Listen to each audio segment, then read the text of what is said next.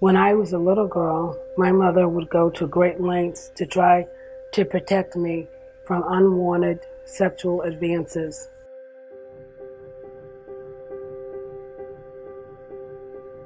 This issue is a source of shame and pain. In my work, I hear too many stories of children, women, and men who have been victims of sexual abuse.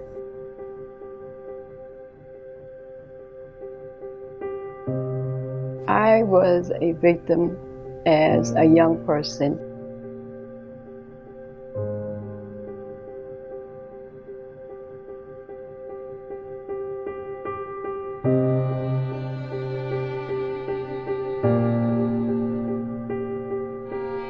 I had a lack of trust in others, and I didn't trust even myself. I didn't have any judgment and had difficulty with my relationships.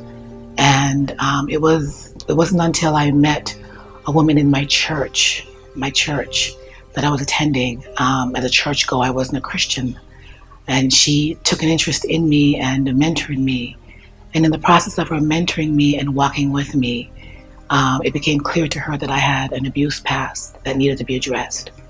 As I've grown into an adult, I feel that my mother would want me to be a part of the significant women's group that's dealing with commercial sexual exploitation of women and children and men, because the church has been a place where these things have been happening, but there hasn't been a conversation to talk about it. There hasn't been a plan to help people to be safe, and there hasn't been a place where people can come in to be rescued and where perpetrators can come to find redemption.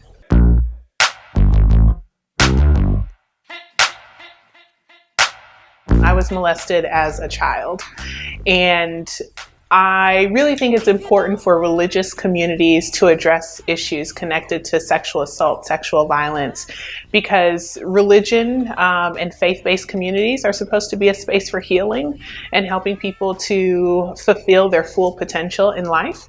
And it's not really possible for people to do that without really grappling face-to-face with all the things that come up. And unfortunately, this is something that people have experience with. I want you to come into the middle and pose in a way that demonstrates how that physically feels to you when you are heard, when somebody has listened to you and you've truly felt heard.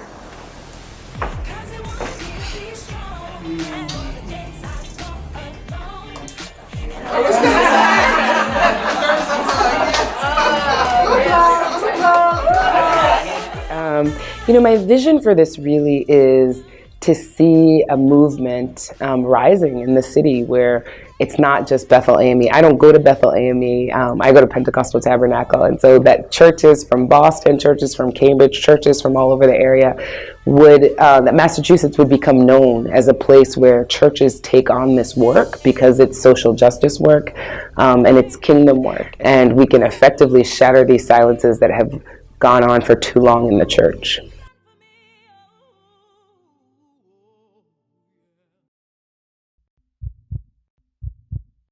I have always felt that the church is the place where we can talk about and struggle about anything. But if we don't start naming the silent subjects that we're all struggling with, how do we know who to talk to? I think the significant women's group is an opportunity to be a gateway for the building of a larger structure across faith communities to provide the resources and the support and the services. Teaching parents and children how to yell and tell and how to keep themselves safe.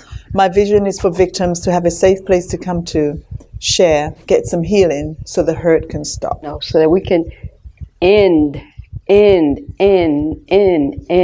the whole thing of victimization and also how people see it.